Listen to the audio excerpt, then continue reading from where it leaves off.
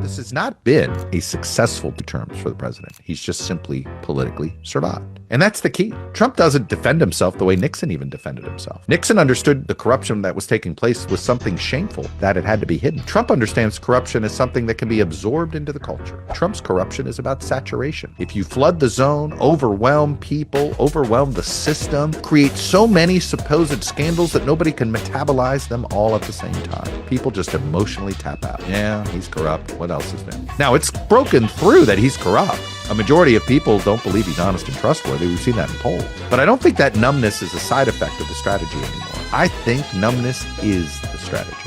I know tons of us were super pissed off when he said this. I don't think about Americans' financial situation. I don't think about anybody. To what extent are Americans' financial situations motivating you to make a deal?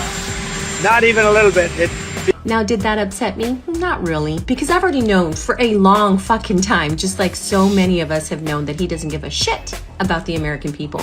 He's said it over and over again. He's proven it with every single action, but here's why this is fantastic for us. Because that clip right there is going to be played over and over and over again. That is absolute gold when it comes to the campaigns and what it is that we know to be true when it comes to the Republican Party. They do not stand a chance, and they're going to do every fucking thing that they can to go ahead and make us believe that we don't have a chance in hell come November. But here's the thing. We're going to come out in numbers. It doesn't matter what it is that you say or threaten or do. We're going to show up in droves to go ahead and vote every one of you no good sons of bitches out of office.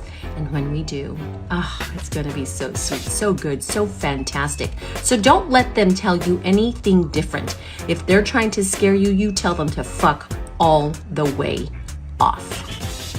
I'm tired of hearing that what we are proposing, or what you are proposing, is consistent with this president's desire to eliminate waste, fraud, abuse, and corruption, when he is the most corrupt president we've had in our history, and my colleagues are the most weakened, allowable entities I've ever experienced in Congress, even from what I read in my high school history classes. Don't talk to me about waste, fraud, and abuse. Don't talk to me about balancing a budget. When you talk to me about eliminating things like science, when you talk to me about eliminating healthcare, when you talk to me about the legitimacy of not funding our schools and education, don't talk to me about that stuff when you have a president that you're getting ready to allow to do $1.8 billion worth of slush funds because he wants to, and then to exempt himself from any kind of oversight, him, his family, and his companies. Don't use that language in association with the corruption. Don't hold your heads down. Stand up for this country. Find your spine and say no to Donald Trump, to this amendment, and to moving forward in this environment. Our children need your strength. I yield back.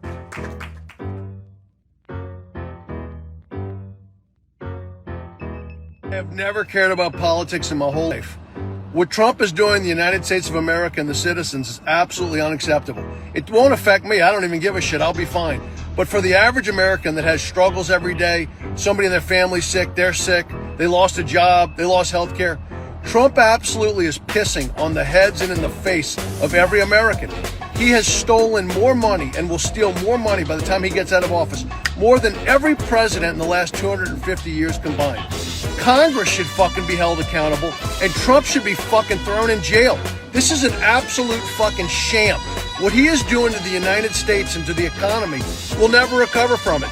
The consequences will be felt for the next 50 years. He is digging us a hole so deep with his fucking corruption and his cronies' corruption and his lies and his bullshit. I cannot believe that we're fucking having to deal with this guy. I have never cared about what a president did, but this level of corruption is so over the top. I don't know how in the hell Congress is allowing this shit to happen. The guy's fucking making stock trades, and 3 days later he's fucking spitting out the ticker symbol in speeches. It's fucking abhorrent. He's disgusting. He's despicable. The guy is a lying, cheating pig. So there's something that I want you to consider. I want you to consider the idea that what we're seeing today in the United States, and I mean with everything, right? I mean with everything. It's a mess. This is a result of years of division, years of the media and politicians and everyone that can keeping us as divided as possible. That is what is happening right now, because we no longer work on the things that matter in this country. Every single thing we do, including our government, is to advance some political ideology. Everything. You're sitting there looking at your $1,000 electric bill and you're either blaming Trump or you're blaming Biden. I don't know who you're blaming, but the fact of the matter is that is a result of, 20 years of this shit. It's why we can get nothing done now. All rationale and logic has completely left the building. All of the messages that we get every single day through our phone, through our televisions, through whatever medium we use are designed to make you hate other people, regardless of what side you're on. And people say, oh, we can never come back. We can never work together on anything. Those people are crazy, or those people are crazy. Okay, that's fine. You just lost your whole country. That's what happened. And not the American way. These damn bills that come out here all the damn time, come out here to the last second, and I gotta try to figure out how to vote for my people. Now I'm ashamed of you should be ashamed of yourself. I'm sick of it. Every year we give power to one person. It was not made that way in the Constitution. He was around when it was written. Now we pass rules that stop each one of us. Enough! I feel like somebody trying to be released from Egypt. Let my people go! My God, they sent me here to vote for them. They sent me here to vote for them, to argue for them. But I'm trapped. I'm trapped with my rules that have been forced down our throats. Folks, we live in a democracy, but not here. But not here. So you go back and you tell your people, I'd like to do that, but the speaker has so much power, so much control, and each one of us do it in their districts. And have to go back and say that. And you can say on your side of the aisle, oh, no, that's not the case. Yes, you do. All of us know you got to deal with it. When's it going to stop? Well, the fucking Pentagon is now saying that if veterans like me speak out against them or Trump, then we'll get our benefits taken from us. Fuck you. Fuck you. You fucking trained us to defend against people like yourself stealing the rights away from American citizens. We are being taxed without representation. And now you're trying to take our fucking First Amendment rights from us? You've already fucking gutted the VA for your fucking ballroom and bullshit. Fuck you. You want to take my shit? You want to take my fucking shit after I fucking served this country faithfully? Well, fuck you. You come and fucking get me. Fuck you. This isn't the United States of America anymore. This is fucking Russia.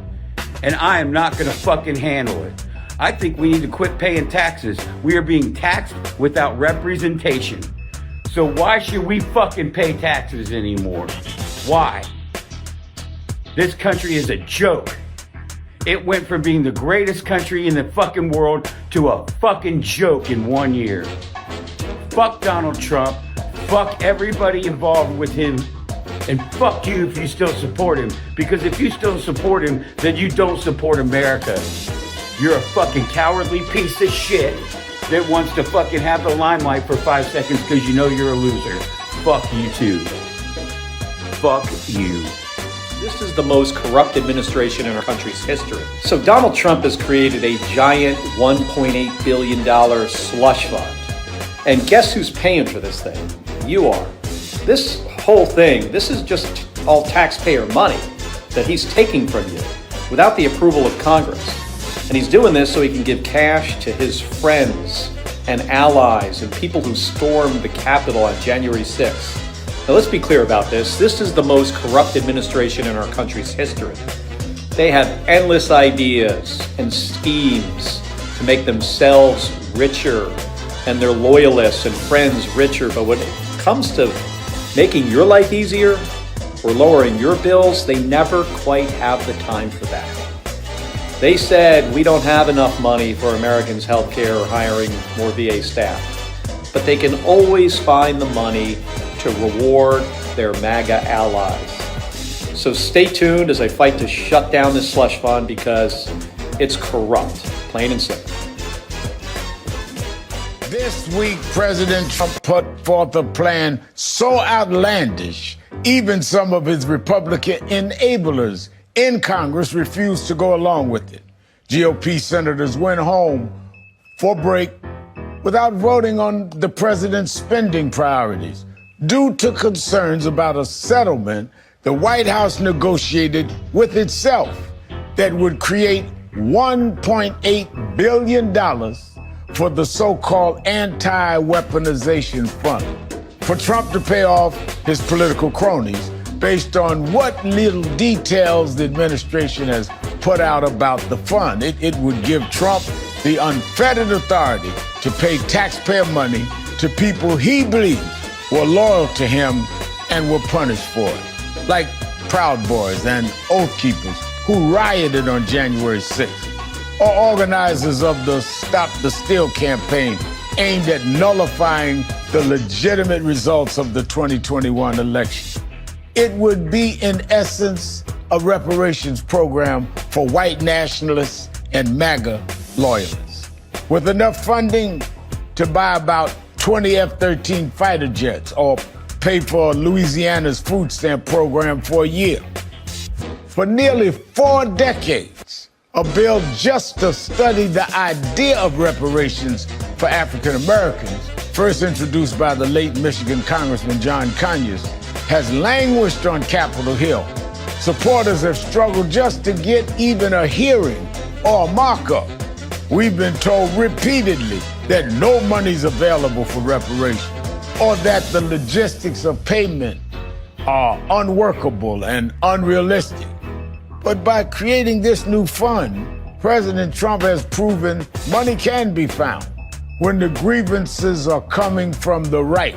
Just like he's shown there's room in this country for immigrants when the refugees are white South Africans. And there's plenty of discrimination cases for DOJ Civil Rights Division to pursue when the target is supposed anti-white bias. Maybe congressional Republicans can feel the political winds changing, which is why they're suddenly standing up to Trump over his blank check approach to presidential power. But unless they plan to offer serious resistance, it's too little, far too late. Many of us on the other side, meanwhile, are paying close attention to what President Trump is able to get away with very little in the way of meaningful pushback. And when we won't hesitate to demand those same powers be harnessed for real justice when Democrats get back in power.